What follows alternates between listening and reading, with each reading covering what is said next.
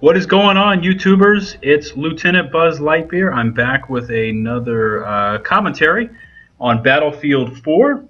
First off, I wanted to also give a shout out to eBennett20. You're going to see him pop into the game. There he is on my friends list. He's one of my subs. He's been one of the guys on my friends list for a long time now with Battlefield. So shout out to you, Bennett. Anyway, today I didn't want to do a live commentary. I've been struggling a little bit with a game that came out recently. Many of you have probably played it. I actually attempted to put some of the gameplays onto my channel, that being the highly touted and somewhat disappointing Destiny. They spent so much money on the development of that game. The advertising was sick with the Led Zeppelin song jamming, the whole premise of going to the different planets, and you got all these different things, and it really just disappointed. And I wanted to touch on a list of things that I had put together that I thought would make a successful game, or criteria to make a successful game and or franchise of games, being an avid gamer now for a very long time. And these are in no particular order, but I'll go over them and kind of give my thoughts and impressions on them, and I'd love to hear what you have to say. If you want to leave a comment below, it would be greatly appreciated. But I kind of narrowed it down to 5 things that I think that a successful game, or if you want your game to be successful, needs to incorporate. And these are in no particular order, but number 1, the fun factor / difficulty of the game. Number 2, variety / expandability of the game. Campaign is number 3, campaign versus multiplayer. Number 4, support of the game. And number 5, concept and execution. So I'm going to go back to the first one, and I think so many times we get involved with our games, and we get serious, and we've got MLG, for all sorts of different gameplays, and it's I beat you and you beat me, and who's on number 1, and ultimately we forget the root of what we are playing for, and it's a game. It's meant to have fun. So one of my biggest criteria for a game is, what is the fun factor? Is it fun? Not just initially fun, but is it fun down the road? Does it keep you coming back for more? I mean, isn't that why we play? I mean, we play not only to be entertained for the first 5 or 10 minutes, but 10 hours, 20 hours, 100 hours into the game, we continue to play the game because we want to progress, we want to get better. How fun is it to play? And with that, also, how difficult is it to play? Obviously, a more difficult game to play, a more difficult game to master. When you do master it, when you start to put up, proficient scores and decent gameplays and everything, it tends to be a little more satisfying to me. I get much more satisfied, out of playing Battlefield and dominating the battlefield as I get wrecked by a tank through a boulder. Great netcode. I get much more satisfaction out of dominating in a game of Battlefield than I would ever playing Angry Birds or something like that. There's just such a big time to master discrepancy and difficulty discrepancy in the games. To me, does the game keep you coming back? If it keeps you coming back, then it was done right. If you come back because it's the only game on the market and you got nothing better to do, then you're playing the game for the absolute wrong reason. All right. The number 2 thing, variety and expandability. The kiss of death for Destiny. No variety and expandability promised down the road. At least here with you see me playing Battlefield, there's plenty of variety. There's map packs. They've expanded it. 20 plus map packs. At least 10 to 15 different types of game modes. Everything from conquest, to obliteration, to team deathmatch, to domination, whatever you want, it's there. They've got a playlist for it. You know, you can spend 100 million, 200 million, 300 million on the programming of the game, okay, and the overall just design of the scenery and the backdrops and how your player interacts with all of this stuff that's been programmed into the game. But if there's no variety, like Destiny right now, with basically 6 strikes, and they simply just change up the difficulty ratings of them, and maybe something else damages you a little bit more. Maybe this time it's solar burn, the next time it's or solar damage, and then it's arc burn or something like that. That's not good enough.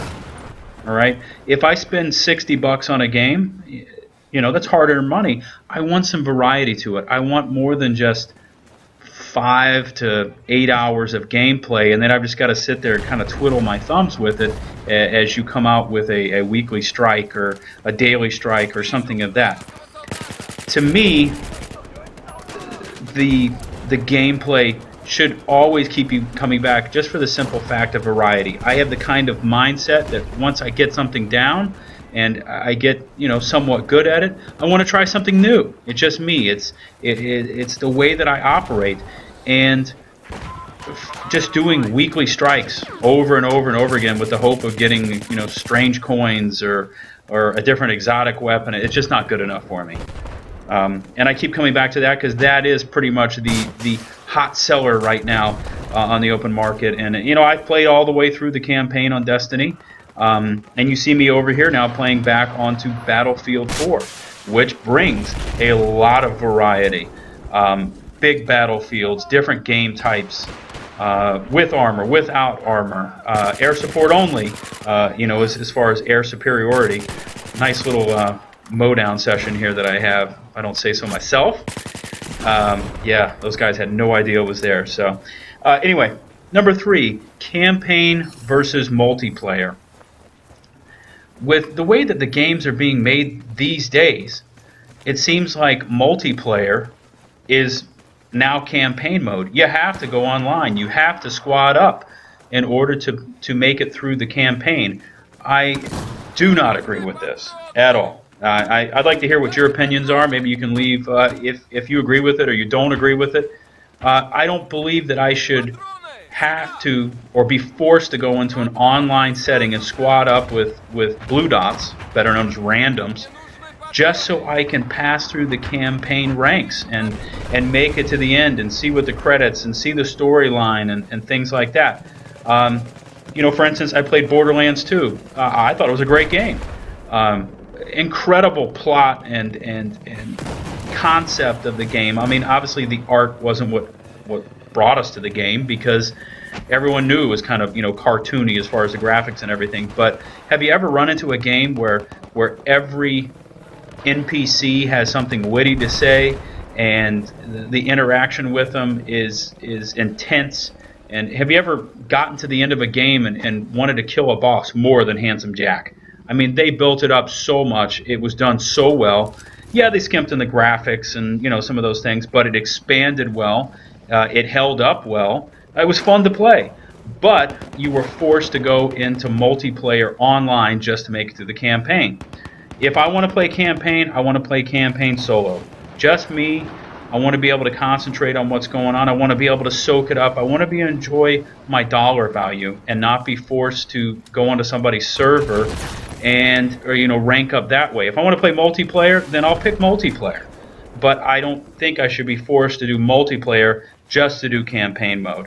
Just my 2 cents worth on it. Maybe I'm a little old school in that regard, but I like to be able to run solo versus multiplayer, and these days they don't seem to give you that option, or some of the games don't, and they should.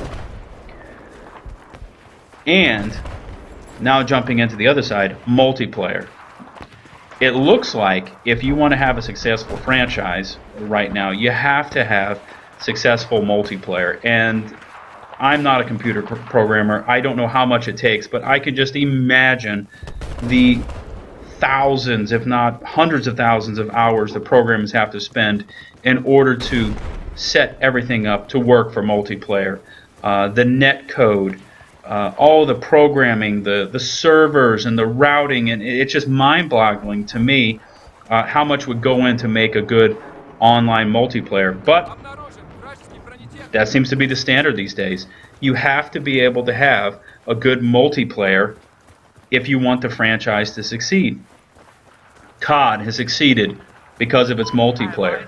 Battlefield, which I'm playing right now, has succeeded because of its multiplayer. I could go on and on about different, series of games that they've moved, year after year after year and stayed on that, top 5 list because of multiplayer. There's just something about squatting up with people or playing against people from all over the place that adds an element of danger and surprise into the games and variety. Everything that we want. If I could parlay back to man, what game could we think of? Super Mario Brothers. For those of you who played the game, you knew where every enemy was coming from. You knew every variation of their attacks. You knew when they were going to shoot things, when they were going to jump, and it became very predictable. These days with online multiplayer, there is no predictability about it because they're being controlled by humans, and humans are completely unpredictable. Where are they going to go? What are they going to do? How are they going to arrive there? Are they going to go left? Are they going to go right? You never know. And it adds such an element of thinking now to the games that I just so appreciate. I so appreciate playing against live human players versus AI. To me, it's the quintessential test of one's ability. How do you fare versus your fellow human? Number 4, support. How well does the programmer or the supporting organization support the game? I mean, playing Battlefield 4 here, we know what happened with the launch of this game. It was atrocious. The game came out, worked half-ass at best. At best, okay? Damn near killed off the PC community on the game for the fact that it just didn't even function, and I'm glad I didn't have to go through that. How well does the organization support the game? If you've got a problem, how well do they fix it? We all had problems with Battlefield 3 netcode. Just wonky, weird things happening. Battlefield 4, I mean, for those of us who played on PS3 when it first came out, how bad was the netcode? How many bullet sponges did we walk into? I remember instances of shooting somebody that had no idea I was there 40 and 50 times with an LMG before it even started registering on maybe bullet 40, and what time they turned around and one-shotted us with a handgun. How frustrating was that? Support. How well does the programming organization support the infrastructure of the game? Do they optimize their servers? Do they have enough servers to meet the fan base and the demand to play the game? All these things, I'm sure thousands and thousands of man hours go into, and certain, probably most of this I have no knowledge of. But I just know when I'm enjoying the game and it's playing well, and when I'm not enjoying the game because it's not playing well. If I get beat because somebody outguns me or outthinks me, that's on me, and I will totally take the blame for it. But when I'm playing an online shooter, as you see me playing Battlefield 4 here, and I clearly get the drop on somebody, and I shoot them, and I shoot them, and I shoot them, and none of it registers because there's some sort of packet loss or internet or something of that nature, and we could go into people with internet from different countries, and I don't want to turn this into a border war, but there's certain countries that I have serious problems playing against their players. Not because they're more skilled than me, and if they were, I would say they were more skilled than me. I'm definitely mature enough to handle that. But just weird things with their internet. And final thing is concept and execution. What you decided and drew up on paper, how well did you make it happen in the video game? Going back to Destiny, we all see the things that were leaked as far as what the game was intended to be and the shell of the game that it is right now. Despite the millions and millions and millions of dollars thrown into the pre-launch hype of that game, it didn't come out the way it was supposed to. And frankly, I've turned away from it. I've gone back to a game that never really promised that to us, and has slowly, I guess, matured, and here in Battlefield, in something that became something that was workable. Concept and execution. How well did you do what you said you were going to do? You know, these days with the marketing budgets and everything, that the millions that go into this, how well did you execute? Anyway, that's me. I'm done with my rambling. Those are my 5 subcategories for making a successful game and or franchise. I'd love to hear your thoughts and ideas and opinions on this. Anyway, this has been Lieutenant Buzz Litebeer, back with another Battlefield 4 video, saying peace out. Thanks for all the subs. Look forward to your comments.